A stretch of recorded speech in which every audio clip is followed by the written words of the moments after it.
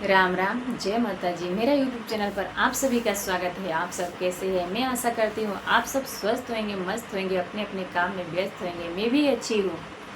आजकल के कलयुग के नारी कितना हद पार कर गई है, इस गीत के माध्यम से सुनिए। अपने यार के लिए अपने पति को ही जान से मार देती है। गीत पूरा सुनिए और आनंद उठाए। गीत कैसा लगेगा कमेंट में ज़रूर बताएं।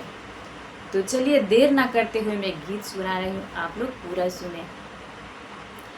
तोह पर थूकता वे दुनिया जवार हो, तोह पर थूकता वे दुनिया जवार हो, तोह पर थूकता वे दुनिया जवार हो। यार खाती मार देहलू प्यार के जान हो, यार खाती मार देहलू प्यार के जान हो। तो पर थूकता वे दुनिया जवार हो, तो पर थूकता वे दुनिया जवार हो। यार खाती मार देहलू प्यार के जान हो, यार खाती मार देहलू प्यार के जान हो। तनिको माया नहीं आई लैसन काम में, तनिको माया नहीं आई लैसन काम में। कट के भर दिहलू, कट के भर दिहलू पति के डराम में हो, कट के भर दिहलू पति के डराम में। काहे खातिर कैलू ऐसन मुस्कान हो, काहे खातिर कैलू ऐसन मुस्कान हो। साहिल खाती ले लेहलू सौरभ के जान हो, साहिल खाती ले लेहलू सौरभ के जान हो। तुहर कटी नहीं जिंदगी आराम से हो, तुहर कटी नहीं जिंदगी आराम से।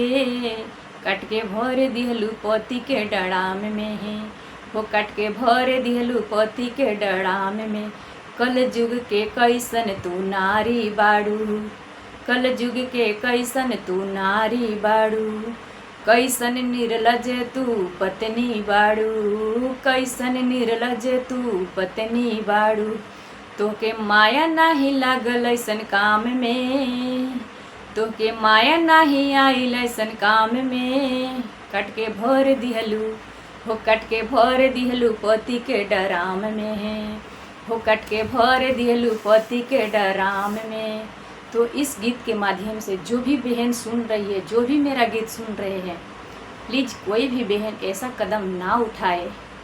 मैं हाथ जोड़ के सभी माताओं से, बहनों से प्रार्थना कर रही हूँ, निवेदन कर रही हूँ कि कोई बहन ऐसा कदम ना उठाए। गीत पूरा सुने।